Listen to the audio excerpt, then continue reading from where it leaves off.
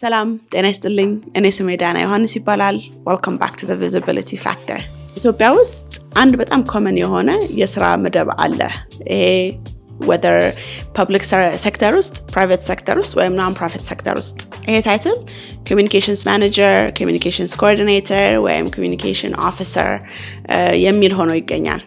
ብዙ ጊዜ ከዚህ ስራ ጋር ተያይዞ ያለው expectation ወይም job description በጣም ሰፊ ነው anything from graphics design to media engagement to event management to writing editing and strategy መቅረጽ strategy መተግበር በጣም ሰፊ የሆነ expectation አለው ብዙውን ጊዜ ደግሞ ይሄ በጣም ሰፊ የሆነ expectation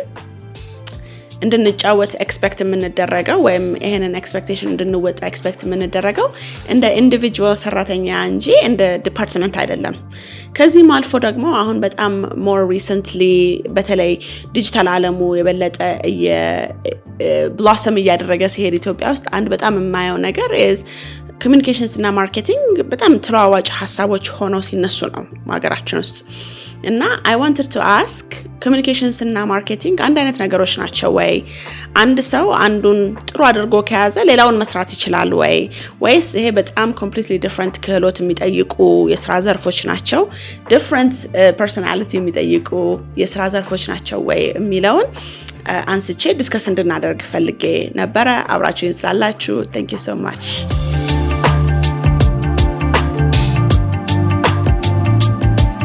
So ይሄንን ጥያቄ ለመመለስ በኮሚኒኬሽንስ እና በማርኬቲንግ መሃል ዲፈረንስ አለ ወይ የሚለውን ሐሳብ ለመፈተሽ የሚረዳን I think basic የሆነ definition layout ማድረግ ነው So communication ምንድነው Communication is essentially messaging-ን የማስተዳደር ስራ ነው It's managing messaging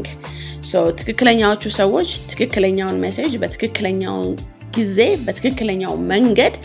ማግኘታቸውን የማረጋገጥ የማድረግ ስራ ነው that's የኮሚኒኬሽን ስራ ኮሚኒኬሽን የአንድ ድርጅትን ቃና በጣም ጥሩ አድርጎ ይቃኛል ያ ድርጅት ወይም ያ ተቋም ከባለድርሻ አካላቶቹ ጋር are we on the same page የሚለውን ቼክ የሚያደርግበት የሚተገብርበትና ኢንሹር የሚያደርግበት መንገድ ነው it's essentially language-ን messaging-ን ማንነትን እንደ ስትራቴጂካዊ ሀብት ይዞ የሚንቀሳቀስ የሥራ ዘርፍ ነው ማለት ነው typically communications አንድ ድርጅት ውስጥ ወይም አንድ ተቋም ውስጥ ያለውን የኦቨርአርቺንግ የሆነ ቢዝነስ ስትራቴጂ ሰፖርት ያደርጋል so business strategy ወይም እንደ ኮርፖሬት ያለኝ ካልቸር እንደ ኮርፖሬት ያለኝ ማንነት ያለኝ ጎል ያለኝ ቪዥን ያለኝ ሚሽን ኮሚኒኬሽን ወይም ኮሚኒኬሽን ውስጥ ያሉ የሰራተኞቼ ያንን ሊደግፉ ሰፖርት ሊያደርጉና ትግበራውን ደግሞ የበለጠ ኤፊሺየንት እና ኤፌክቲቭ ሊያደርጉ ያሉ ሰፖርቲንግ ቲሞች ናቸው ማለት ነው so marketing messaging-ን ቢጠቀምም ልክ እንደ communications at the heart of communication messaging ነው እንዳልነው marketing የmessaging-ን ክህሎት ቢጠቀምም at the heart of marketing is trying to get people to say yes so marketing is an art ወይም science of persuasion ወይም ሰዎችን የማሳመን ክህሎት የሚጠይቅ የሥራ ዘርፍ ነው ማለት it could be yes to buying it could be yes to donate it could be yes to volunteer it could be yes to believing in my brand to believing in who we say we are so ወይም ደግሞ yes to donations yes to buying yes to price yes to product so there is a call to action in marketing so communications ውስጥ call to action የለም ማለት ሳይሆን marketing ውስጥ ግን በጣም tangible የሆነ expect የምናደርገው typically ደግሞ transactional የሆነ persuasion አለ so as we can see there is a very distinct difference between these two የሥራ ዘርፎች ብዙውን ጊዜ ግን ኢትዮጵያ ውስጥ ማርኬቲንግ even ከማርኬቲንግ ሰብ ስፔሻልቲዎች ጋር በጣም confused ሆኖ እናያለን ማርኬቲንግ is not digital marketing ራሱን የቻለ ራሱን ይዞ የቆመ የማርኬቲንግ አይነት ነው ወይም ደግሞ ኮሚኒኬሽንስ እና ፒአር ተለዋዋጭ አይደሉም የፒአር ስራ ወይም የፐብሊክ ሪሌሽንስ ማኔጅመንት ስራ አንድ የኮሚኒኬሽንስ አካል ሆኖ ራሱን ችሎ የሚቆም ስራ ነው ብዙ ጊዜ ኢትዮጵያ ውስጥ ግን እነዚህ ኮሚኒኬሽንስ እና ማርኬቲንግ አንድ ላይ ተቀላቅለው በጣም ብዙ ጊዜ እናያለን። ኢትዮጵያ ውስጥ ብዙ ጊዜ እነዚህ ሀሳቦች ተለዋዋጭ ናቸው። ማንኛውም ፖፑላር የሆነ የስራ ፕላትፎርም ከፍተን ወይም የስራ መፈለጊያ ፕላትፎርም ከፍተን በኮሚኒኬሽንስ ፊልተር ብናደርግ እና አንድ ስራ ከፍተን ብናይ it's very common to see በማርኬቲንግ ስር የሚወድቁ ስራዎች ለምሳሌ ብራንድ ስትራቴጂስት መሆን፣ አድቨርታይዚንግ ስራ ውስጥ መግባት፣ እንደዚህ የመሳሰሉ ነገሮች፣ ፕሮሞሽን፣ ካምፔን ዲዛይን etc ከኮሚኒኬሽንስ ኤክስፔክቴሽን ጋር ለምሳሌ ኢንተርናል ኮሚኒኬሽንን ማኔጅ ማድረግ፣ ስቴክሆልደር ኢንጌጅመንትን መስራት፣ እንደዚህ የመሳሰሉ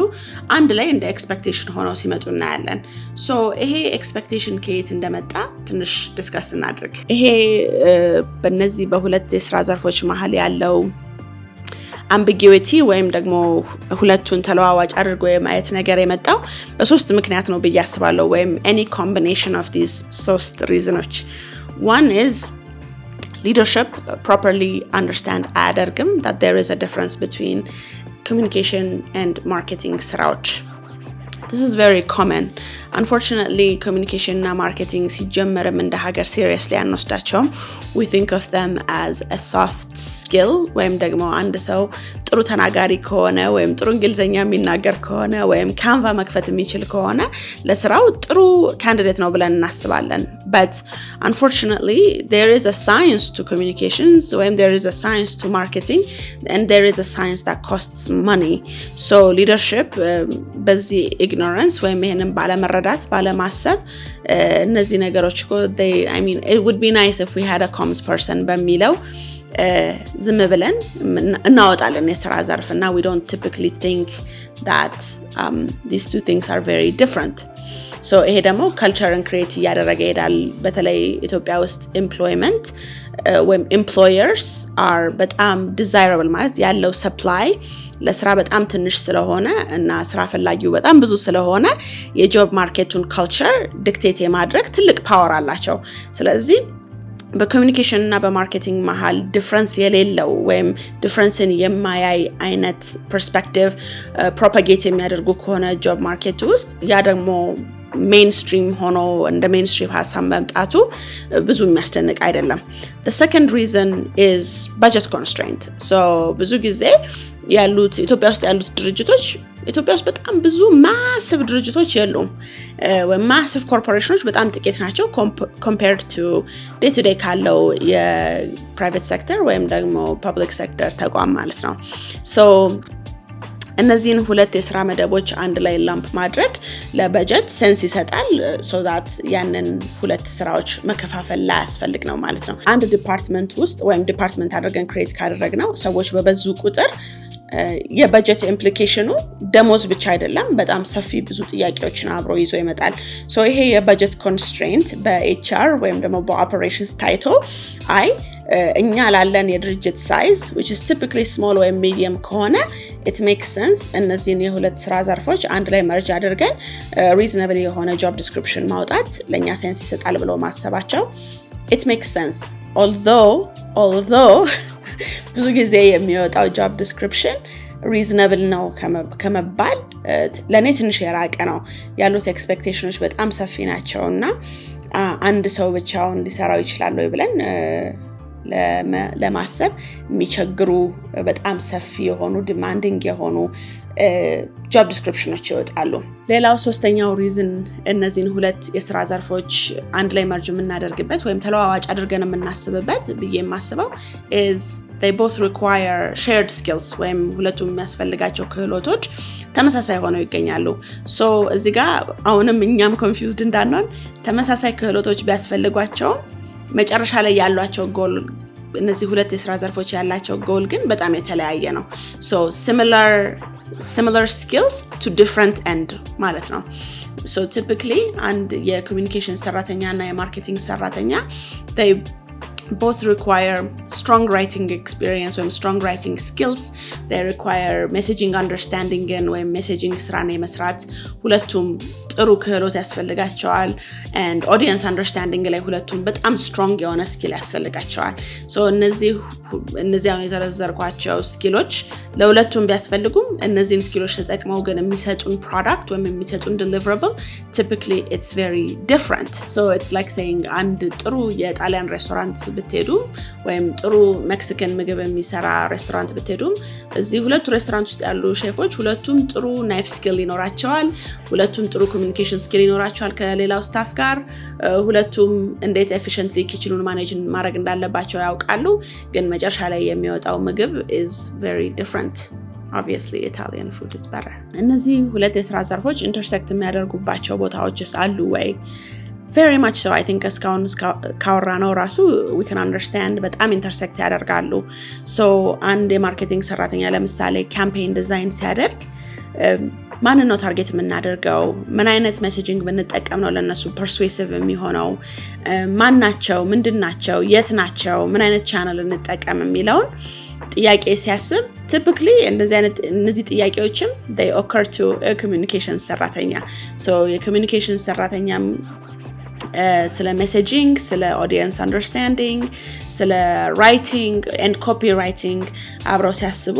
typically ከማርኬቲንግ ጋር የተያያዙ ወይም ደግሞ call to action ያላቸው persuasion at the heart of the message ያላቸው ሐሳቦችን ማንሳታቸው ወይም ቱሎችን ማንሳታቸው አይቀሬ ነው so the intersection is በፍጹም የማይካድ ነገር ነው so ግን አሁንም ቢሆን በሁለቱ የሥራ ዘርፎች መካከል overlap ቢኖርም they're not the same so intersect የሚያደርግ ወይም ደግሞ ሁለቱም የሚሄዱበት አንድ አይነት መንገድ ቢኖርም to a certain extent it doesn't make them the same thing በተለይ ደግሞ ለቀጣሪዎች I think ይሄ በጣም dangerous መንገድ ነው ምክንያቱም አሁን ለምሳሌ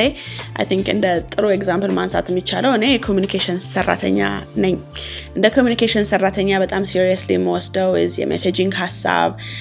I feel like የኮሚኒኬሽን ሰራተኞች they contribute strongly to corporate culture they contribute strongly to writing quality control እንደዚህ የመሳሰሉ ነገሮች እና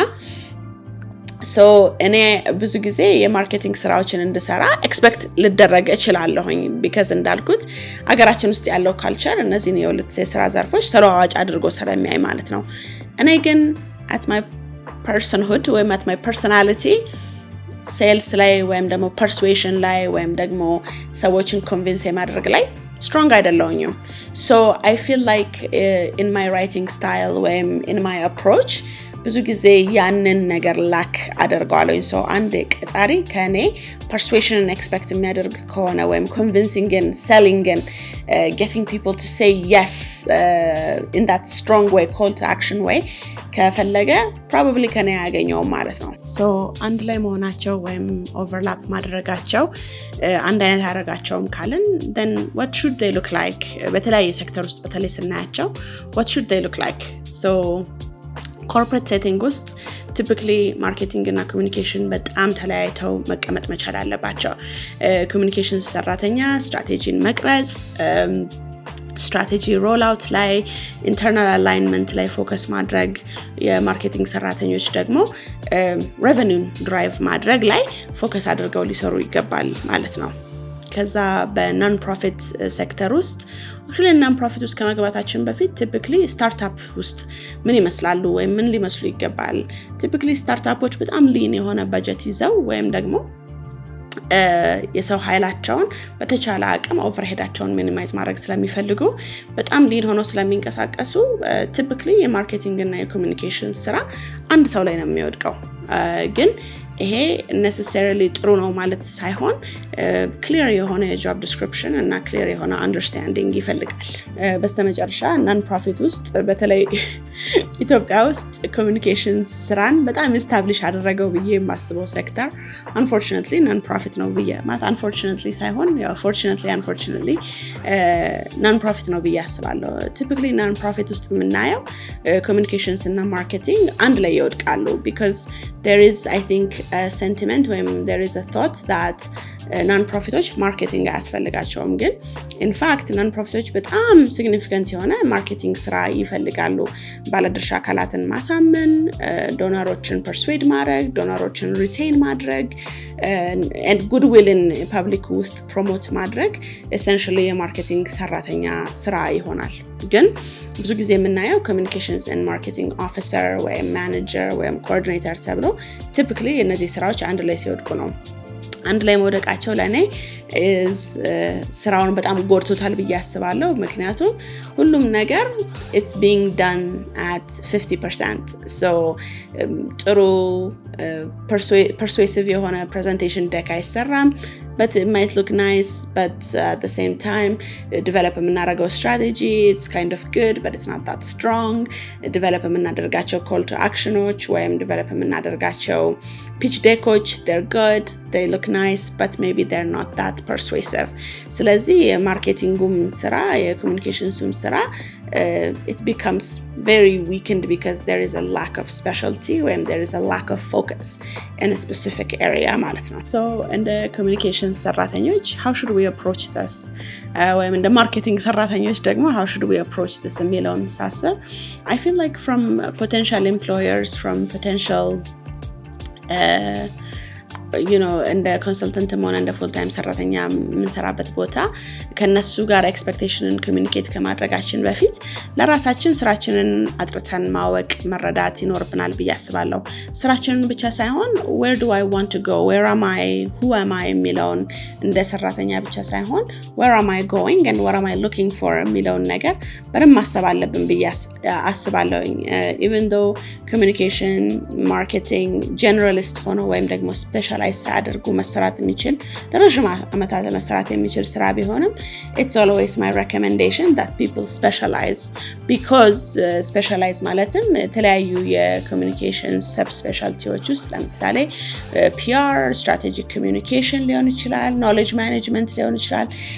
እንደዚህ የመሳሰሉትን specialize ማድረግ በጣም ይጠቅማል ብዬ የማስብበት ለኛ more fulfilling የሆነ እና ደግሞ እኛ ወደምንፈልግበት ቦታ ሊን ያደረገ job description የማግኘት ቻንሳችንን በጣም ስለሚጨምርልን የምንሰራቸው የዕለት ተዕለት ስራዎች እንደ ግራፊክስ ዲዛይን፣ ሶሻል ሚዲያ ማኔጅመንት እና እዚህም በቃ የበዛ በፌ ሳይሆን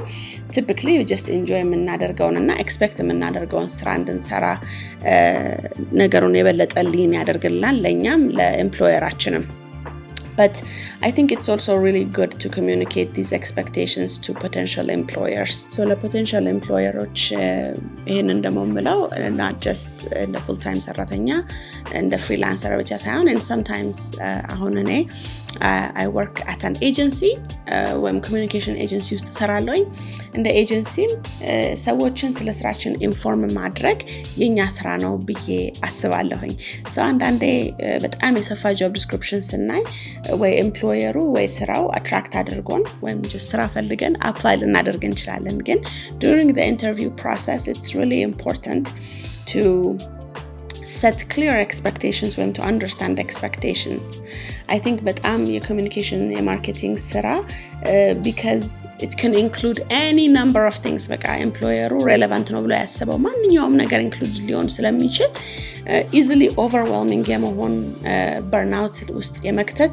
ቻንሱ በጣም ሰፊ ነው። ስለዚህ it's up to me to educate my potential employer about what is and what is not communication, what is not marketing. so ለራሴ መሄነን በደንብ አጥርቼ መረዳት አጥርቼ ማወቅ አለብኝ ማለት ነው። so that በዛ conversation ውስጥ ኢንተርቪው ውስጥ የበለጠ እነዚህ ቀጣሪዎች ያላቸው ኤክስፔክቴሽን ምንድነው የሚለውን የበለጠ የመረዳትና እኔ ደግሞ ምንድነው ኤክስፔክቴሽናቸው ሊሆን የሚገባው የሚለውን ሴት ለማድረግ I have to be really prepared in the sense I have to be able to express my thoughts on these two different sectors ማለት ነው። ከዛ በተረፈ if I'm already employed ስራ ውስጥ ካለሁኝ it's really good to sit with our supervisor during a performance review, during any kind of assessment,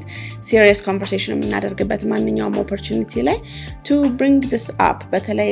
በዚህ እነዚህ ሁለት የስራ ዘርፎች ባለመለያየታቸው ምክንያት በጣም ኦቨርዌልምድ እየሆንኩኝ ከሆነ ከረንትሊ ካለን ሱፐርቫይዘር ጋር ቁጭ ብለን እነዚህ ነገሮች ዲስከስ ማድረግ እንችላለን። ከረንትሊ ያለኝ የስራ ኤክስፔክቴሽን፣ ስራዬን፣ ጊዜን ፕሮፐርሊ ማኔጅ ማድረግ ፈልጋለሁ but I feel like እነዚህ ነገሮች they're outside my expertise, they're outside my scope ወይም ደግሞ they're outside of the time that I have ስራዬን ለመስራት እና እንዴት እናደርጋቸው የሚለውን ኮንቨርሴሽን በተቻለ አቅም ከሱፐርቫይዘራችን ጋር ሚኒንግፉል ነው በምንለው መልኩ ብሪንግ አፕ አድርገን ማድረግ መቻል አለብን ማለት ነው እንጂ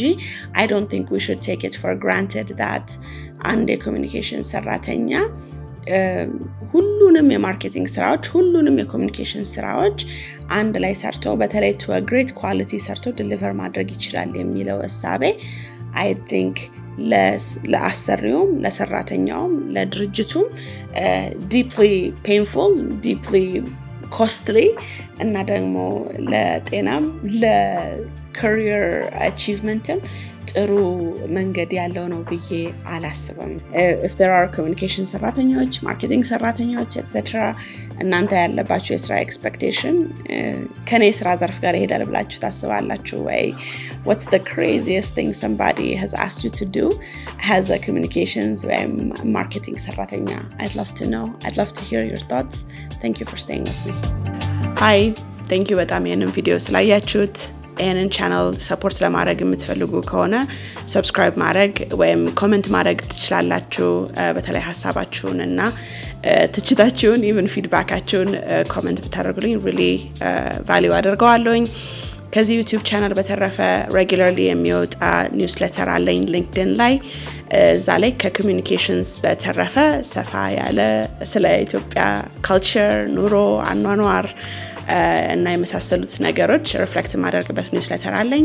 ለሱ ሰብስክራይብ ማድረግ ትችላላችሁ። ሊንክድኢን ላይ ኮኔክት ብናደርግ በጣም ደስ ይለኛል። እዛ ነው ሞስት አክቲቭ የሆንኩት። ሊንክድኢን ላይ መገናኘት እንችላለን።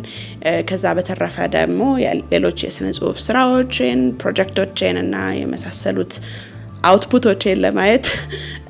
ዌብሳይቴን shaibunna.com ቼክ አውት ማድረግ ትችላላችሁ። again thank you so much። መልካም ቀን።